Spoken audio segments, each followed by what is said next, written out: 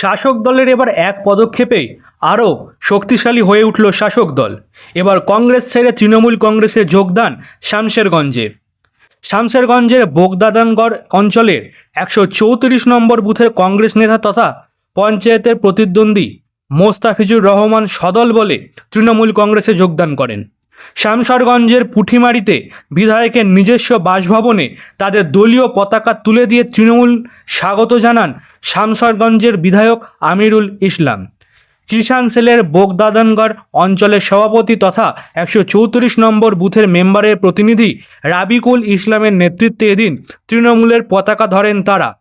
একসময় বিধায়কের পাশাপাশি উপস্থিত ছিলেন ব্লক তৃণমূল কংগ্রেসের সভাপতি শহীদুল ইসলাম সহ সভাপতি মাস্টার মোহাম্মদ সানাউল্লাহ, বোগদাদানগড় অঞ্চল তৃণমূল কংগ্রেসের সভাপতি সাদেমান আলী, প্রধান প্রতিনিধি নওশাদ আলী, যুব সভাপতি ইবনে সাউদ, শিক্ষক কালাম আজাদ, কিষাণ সেলের বোগদাদানগড় অঞ্চলের সভাপতি তথা 134 নম্বর বুথের মেম্বারের প্রতিনিধি রাবিকুল ইসলাম সহ অন্যান্য নেতৃবৃন্দ।